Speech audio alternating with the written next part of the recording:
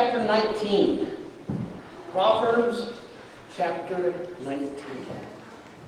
This morning we're going to begin a new teaching series. And as you see, I've titled this series, Avoiding the Trap. And if you think about traps, I don't care what kind of trap you bring to mind, every trap you can think of is designed for one or two purposes. And you can put every trap that comes to your mind into one of these two purposes. A trap is designed to kill something, or a trap is designed to capture something. Any trap you think of, no matter what kind it is, it's designed to kill something or to capture something. Have you ever stopped to think of the different designs that we as humans have come up with to try to kill something or capture something? In case that's not been something that you have pondered lately, I brought a few to kind of give you an idea.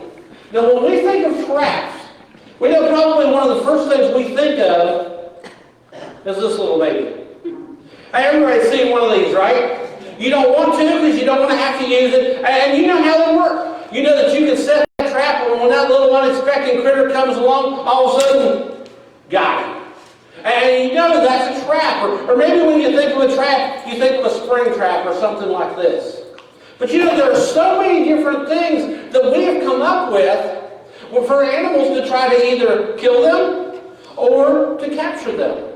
Do you ever stop to think that these are traps? The lures that you use when you go fishing are traps to try to lure or to bait or to catch a fish. And if you stop and think, we have traps we come up with, glue traps. We caught the cat's belly in one of those one time. Was not fun for any involved, including the cat. There are traps to catch bait and catch ants. There are traps for flies. There are traps for minnows. There are traps to catch them alive. There are traps that try to kill them. But we've come up with all these different things about trapping. Because our goal in trapping is one of two. We either want to kill something or we want to capture something. But there's a trick. No matter what you're trapping, you may think that ant trap is just as simple as take him out of the package and put him out, and that ant's going to go in there. But that thing's already got something in it to attract the ant. A bait is in there. You have to be deceiving to trap. And to trap something, you have to, no matter what it is, you know that there has to be a little bit of deceit involved. One of the traps I brought today is a fox trap. And this is what I always use for trapping foxes. And when I think about this trap, I look at it and I know, this is a dangerous trap. But I can tell you, I could not use this trap right now to catch a fox. Because it's a brand new trap. Nothing has ever been done to this trap. Before I would even consider taking this out, because I can take this trap out, I can set him, and the fox, get it ready, and the fox can come along. I will never catch a fox in that trap. Because before I do, I'm going to have to get him rusty. I'm going to have to take him and boil him. And get him to the point where there's no scent or no smell or no oil or nothing shiny on him. And then still, after I do all that, I'm not going to take that thing out and fasten it to a tree somewhere in the woods and say, I hope the fox comes along. Because I still will never catch a fox in that trap. For me to catch I'm going to have to properly set it. And I'm going to dig me a little hole. And I'm going to, after I set trap down in the hole, and then I'm going to sift dirt over top of it so that it's not even seen. And then I'm going to put bait, something that's going to lure that fox, because even the chances of a fox wandering by and catching his foot in my trap is still almost nothing. So I need to bring him to where my trap is. So I'm going to deceive him. But I'm going to put something there that fox is going to want so that he can come. And he's going to come after what he wants so that he can be at that trap. So in order to trap, no matter what trap you are, there has to be deception involved. Now these are all traps that man has designed in order to catch or kill an animal. But can you imagine if the master deceiver is setting traps? The master deceiver we know is Satan. Can you imagine the traps? If we can come up with all these things as humans, Imagine the traps that Satan has for us. And imagine the deception that he has placed in order to try to lure us into that trap. We're going to look at 4 traps that I believe that Satan has for us. 4 ways that Satan tries to snare us, to trap us, to bait us, so that we get caught in his trap. Because what does Satan want to do? He wants to kill us, or he wants to capture us. He does not want us living for Christ. And today we're going to look at what I think is probably one of the devil's most hidden weapons, one of his most secret traps. And that's the trap of living offended. And what we want to do is we want to see how to avoid the trap of being offended.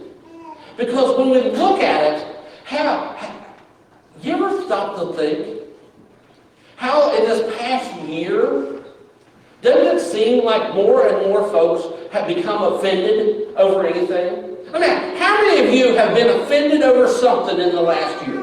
It's okay, raise your hand. Anybody that's been offended over something in the last year? Absolutely. And we see that more and more. I think as their days go by, we see more and more folks are just being offended. And you want to know the bad thing?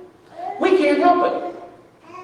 Really, when it comes to being offended, and Jesus knew that. Jesus told his disciples in Luke chapter 17, the first part of that first verse, says, Jesus said to his disciples, offenses will certainly come.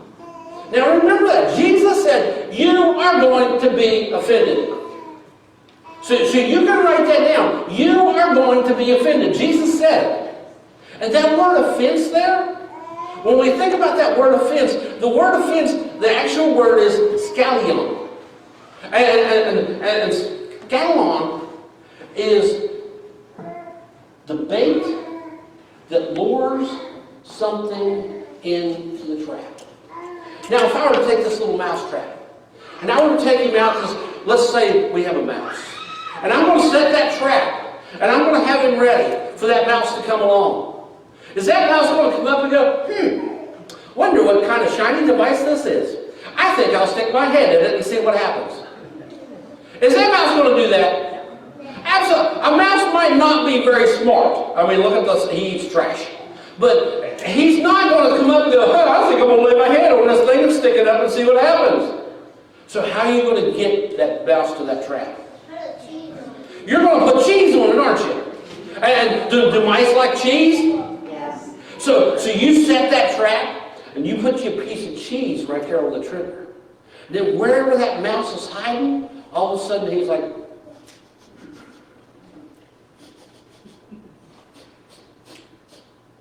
and he's going to start toward it. And he's going to slink around the cabinets or out from behind the refrigerator or wherever he's hiding. And he's going to keep coming. And he's going to go up there and he's going to look at that thing and he goes, I don't know what that contraption is, but I know I like what's on it. And because of that bait, that mouse has come. And when he tries to get that cheese, what's going to happen? Snap. You caught the mouse, right? You know, when Jesus said offenses may come, the word that he used there is the bait that's used to lure you to the trap. So what Jesus is actually telling us is there are going to be many things. I don't care who you are or how old or how young you are. There are going to be many things that are like bait that's trying to lure you to the trap. And he told his disciples that's always going to happen. Offenses, those bait, those things that cause you to be offended, it's always going to happen. So Jesus tells us that. And you know, if you think about it, aren't there so many things in this life that leave us offended? Let me give you some examples. Maybe you're here today and you're going, well, I don't know if I'm offended or not. Let me give you some examples. Let's start with the guys. Guys, you crawl in bed at night and you look over at that sweet wife beside you. give her that look and you go, "Hey, baby." And she says, "I love you, sleep well." Now you know what I'm talking about, right? Or girls, you've looked, that thing that you've asked him to do numerous times, and it's still not done, and you're looking at it. Now we know what it's like to be offended, don't we? Or maybe teenagers. For the umpteenth time, your parents are treating you like you're 6. Now we're all offended, aren't we? Because we've got to think about these things that offend us. Or let's not even involve anything like that. You ever been to one of these places? These places where they have all you want is something quick to eat. It doesn't have to be delicious. It doesn't have to be nutritious. You just want it fast so you can eat it on the go. So you go to one of these places where they have 2 screens to order. And then they have one pay window. You know what I'm talking about. And you're thinking, why do I have to order so fast? But then I got to wait in this line. And you're waiting in line, and it's like the rule of the universe. Everybody knows this. You're coming from 2 order screens. You alternate cars as you go through. This line goes, then this line goes. It's just like the law of the universe. Everybody knows that except for one person. And you know the person? They're the one in that car, in the lane beside of you, when it's going to be your turn, they tailgate the one in front of them so they can cut you off. And then you get up to that window, and a wonderful personality person looks at you and says, "Did you get the nuggets?" You say, "Well, how does you know? I've seen them made. I don't want nuggets. I got fish." You ever been there? We've all been there, haven't we? I don't care who you are. There are times in life we're going to be offended. And I'd like to be the first point I want you to remember today. The first thing I want you to remember is this. Avoiding an offense is impossible. But living offended is a choice. Jesus. Avoiding being offended, that's impossible. But choosing to live in that offense, that's a choice. There's always going to be those things that offend us. But it's our choice if we live in that. How many of you know somebody, or you can think of somebody, and please don't point. You can raise your hand if you don't point. How many of you know somebody that seems to always to be bitter or negative? And you can think of those folks, and it's funny, I'm watching some of you, you're grinning and you're going, because our mind goes automatic to somebody. And we're thinking that person's always negative. They're always bitter. You know, I would almost bet, if we can dig deep enough into that person's life, you know what we're going to find? We're going to find that somewhere in their past, there's an offense that they've been holding on to. We're going to find that somewhere in their past, somebody has offended them, something has happened. And rather than choosing to get over it, they've chose to hold on to it. Because of that, they've become bitter. Because they continue to hold on to that. Well, you know what they did? You know what she said? Well, you don't know what happened to me. And because we're holding that offense, we become bitter. We become negative. Or how many of you know somebody that uses a lot of foul language? They cuss a lot. You know, they've looked and they've shown that for those who cuss a lot, there's really only 2 reasons why that happens. One reason is somebody small, and that's all they've ever heard. and they don't know any better. And that's sad. But the other one, for those who are old enough to know, hey, I shouldn't use language like that. For that type of person, you know what they come up with? It is the biggest reason why they use foul language, why they cuss. Because somewhere in their past, there's something has offended them. And they're holding on to it. And most of the time, that thing that's offended them has been themselves. The reason they use foul language is because there's something in their lives that they know is not right.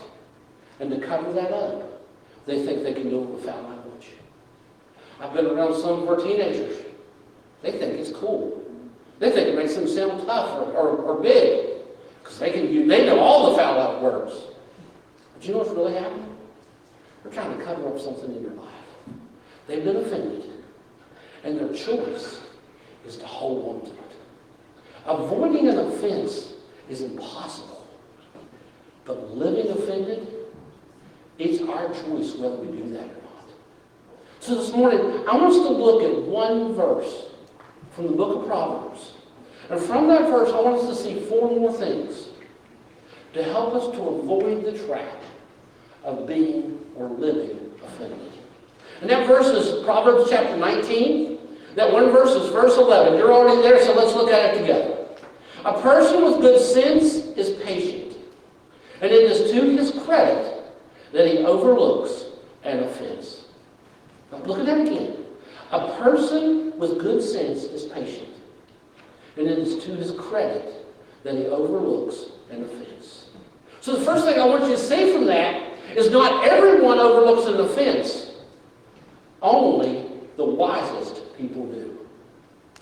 Not everyone overlooks an offense. Only the wisest people do. Look at a verse. A person with good sense is patient. That allows him to be able to overlook that offense. That allows him to get over it. When I was in college, I received what I think is probably some of the best advice I've ever gotten in my life. I have used this advice time and time and time again. You've heard me say it many times. I want to take that good advice this morning, and I want to pass that advice on to you. It comes from Dr. Tim Sears here that says this: a dog can whip a skunk, but sometimes it's just not worth it. Now I want you to think about that. Can a dog beat up a skunk? Yes. Is it going to be worth it to the dog? No. Anybody ever had a dog that got too close to a skunk? It's not worth it, is it? And but how many times has it been not really worth it for us to live in our offense? How many times has it not been worth it for us to hold on to that grudge? How many times have we thought, I can win this argument. I can prove I'm right. It's my way, and that's how it should be. But sometimes we need to stop and think. Not everybody overlooks an offense. Only the wisest people do. Sometimes we cause more damage by being right than if we had overlooked that offense. But there's something else I need you to see here. And the next thing is, when you overlook an offense, it's to your credit. Some of your translations, I know the King James says, when you overlook an offense, it's to your glory. And when we think about it, whether it's, you use the word glory or whether you use the word credit, the actual translation here is when you overlook an offense, it will make you magnificent. And that's what Scripture says. Jesus says, offenses will come, but when you overlook that offense, it will make you magnificent. Now, when I think of magnificent, there's many who come to mind. But one of those who come to mind is this guy. Now, as you look at it, some of you can already look at that picture and you can tell some things about him. But I'm going to guess that very few, if any, know who that is just by the picture. His name is Pete Maravich. And just by looking at the picture, you can tell he's a basketball player, right? Or he was. And by looking at the picture, you can know he played for the Jazz, right? So he was a professional basketball player. But Pete was a really good basketball player. Matter of fact, Pete Maravich was so good at basketball that when he was in 8th grade, he started for his high school varsity team. As an 8th grader, he was a starter on his varsity team. The coach's rule was, I only play seniors. Now imagine this. I'll show you how good he was. You imagine an 8th grader compared to a senior in high school. So we're talking his voice might not even have changed yet by 8th grade. So we're looking at this guy, and so he was way shorter than anybody else. But as an 8th grader, he started. Now, how do you think the rest of the team felt about that? Do you think they were happy, hey, this guy is so good, he's going to help us? No. They despised him because he was an 8th grader starting on their team. They didn't like him. So most of the players on his team, especially from the start, wouldn't have anything to do with him. If they'd go hang out, he was never invited. He was never allowed to come. They didn't even want him on the team no matter how good he was. In one game, they despised him so much. In one game, one of his teammates provoked a player from the other team to take him out. Knocked him out cold. They hated him. At his first game, his first time he got to play on the team in a game, after the game was over, his coach pointed his finger at him and called him a circus clown. Can you imagine how many times Pete Maravich would have had the opportunity to be offended? And if you were in his place, what would you have done? Well, I don't get to put up with this. Nobody's going to treat me this way. Or I know he was in 8th grade. So I know what would have happened if that was my son in 8th grade. I wouldn't have done anything. You are not going to treat my boy that way. And we know, because look at how many opportunities Pete Maravich would have had to be offended. But you know what he chose to do? He knew he was a good ball player.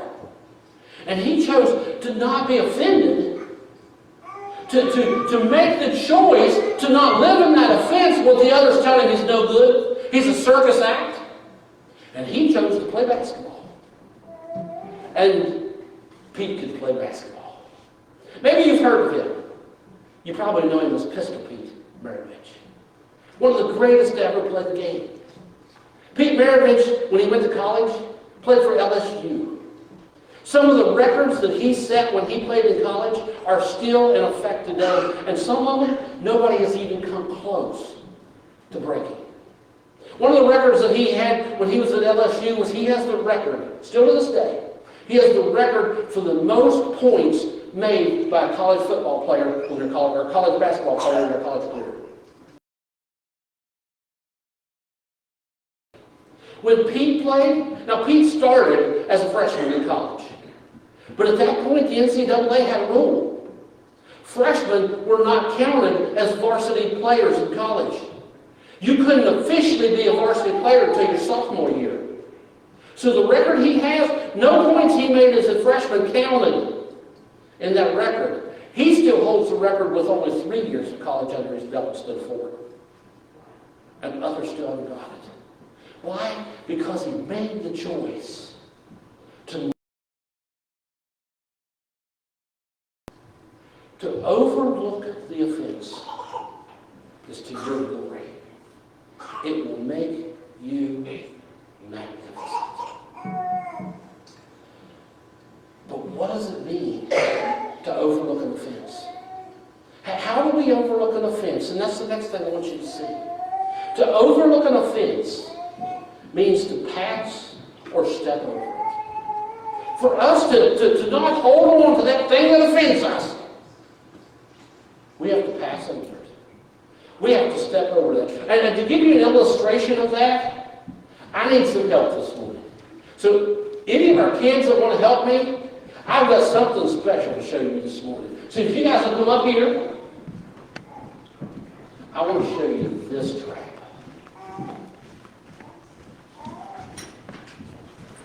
Good morning.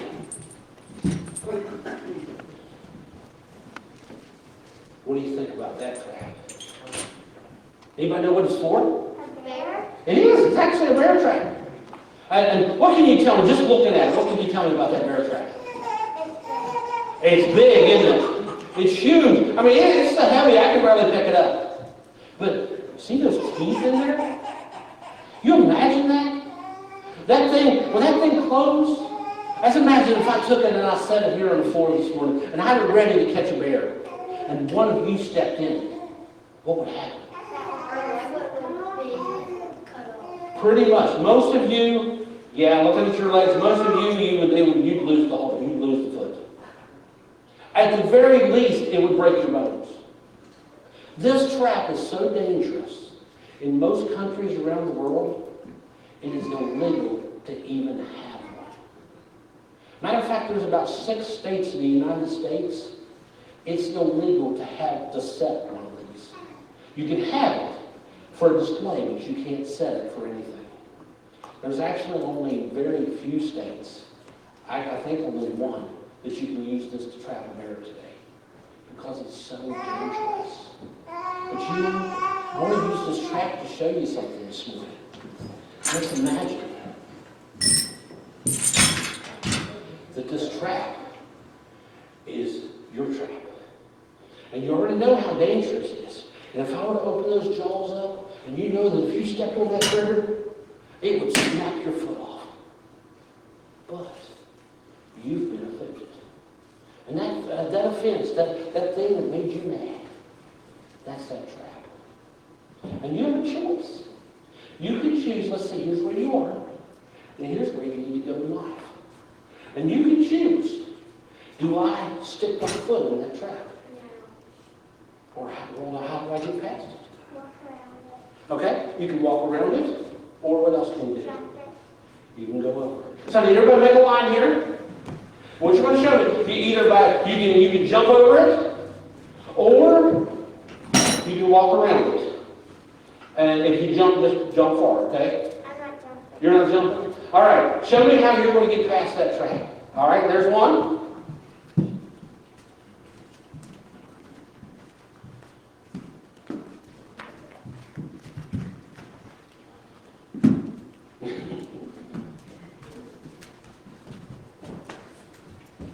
All right. And you know, that's the thing in life. There are so many different things to try to catch us. So many things the devil wants us to get caught up in. But you know what? We have a choice. And our choice is we can either step over it or we can pass around it so that we can know what. If you saw that trap and it was set, would you come up and say, oh, I wonder what this will do to my foot? And you stick your foot on it? No, you wouldn't, because you already told us to take your foot off, right? But what if it had your favorite food right there on that trigger? What's your favorite food? Somebody give me their favorite food. Ice cream. Ice cream. We'll go with that. It wouldn't stay long, but we'll go with ice cream. Pizza. Ice cream pizza. Watermelon. Meat. Let's imagine that your favorite food is right here. Now, remember that little mouse we talked about earlier? You really like that food, don't you? And you come up and you're thinking, ooh, there's ice cream. There's pizza. There's watermelon. There's meat. I think I'm going to see if I can get it. Are you going to do that? No. But you like it. It's your favorite thing. Or I'm not going to do it. But you're not going to do it. Why? Because it can hurt you. Because the smart person is the one who says, I'm not going to fall for that trap. I'm going to move on in life. And that's what I want you to remember this morning. We don't need to stay in the trap. We can move around it. And we can be what God wants us to be. All right, let's give our kids a big hand. They were great and nobody got the trap. And you know, it's that simple for us as well. There are so many things that try to trap that offense. We have to choose. We have to make the choice step around that trap. So what do we do the next time when we see something on social media that offends us? We respond back, don't we? I'll show them. If you don't think it happens, just scroll through social media for a little bit. Take you 5 minutes or less. Is that what we're going to do? No, we're going to make a choice. I don't have to respond to that. I'm going to pass over it. Imagine what's going to happen in your marriage when you make the choice not to dwell on that offense. Imagine what's going to happen at work when you choose to pass by that thing that offends you. Now, I know what some of you are thinking already. You got that look in your eyes. Pastor Dan, I don't want somebody to think I'm weak. Somebody calls me out on Facebook, you better believe I'm going to respond. They're not doing that to me and mine. But honestly, who would be the weakest? The one who dwells in the offense, or the one who passes by? The weakest one is the one that stays there. The one that responds, the one that holds on to it, because it's going to be the strong person that says, you know what? I don't have to get caught up in that. I don't have to be a part of that. I can tell you something, as pastor, I'm always getting slammed over something. It never fails. There's always something. I think I've always got somebody mad at me. And I'd love to tell you that I always handle it in a godly way. But I don't. Just like you, sometimes I get offended. And I stay there. Sometimes I respond even when I shouldn't. But sometimes I choose to step over that fence. Don't hold on to it. Don't make it a part of my life. Sometimes I've learned the fifth thing I want you to see today. And the fifth thing is this. Love gently closes the trap of living offended. Now write that down. Love gently closes the trap of being offended. And just as a side note real quick, you notice how on most of the slides I put a picture? Because I realize some of our folks can't write. They don't read. We can all draw a picture. That helps us to remember love gently closes the trap of being offended. So when we think about it, if you left the trap open, there's always a danger. If I set that bear trap, that's why they're illegal in so many places. If that bear trap got left open, set, somebody could wander into it. Somebody could be maimed, captured, killed. That's what a trap's designed to do. And you know, every one of us responds in some way to a trap. And I've come up with two ways that we respond. The first way we respond is our response is to accuse. We look at things at the worst. Well, we look at it as, oh my gosh, they're after me. Oh, this is going to happen to me. They said this about me. They did this to me. I don't like that. It's not my favorite. And we respond to accuse because then we start looking at the worst of everybody. You ever had somebody cut you off in traffic? How do you respond to that? Or let me think about this. Those of you who drive, have you ever had that wish as you're driving that you were a secret police vehicle? Some of you are thinking that. Or I hope I'm not the only one that's ever. You know, when you're driving down the road the speed limit, and some wonderful person passes you on a double yellow line just flying, do you ever wish you could flip on the lights on your F-100 and go after them and pull them over and tell them what for? You ever wish you could do that? Or somebody comes along and all of a sudden they cut you off in traffic. You can hit the sirens on your Yugo and pull them over and say, I want to tell you what you did. You ever wish that? Maybe I'm the only one that's ever wished that.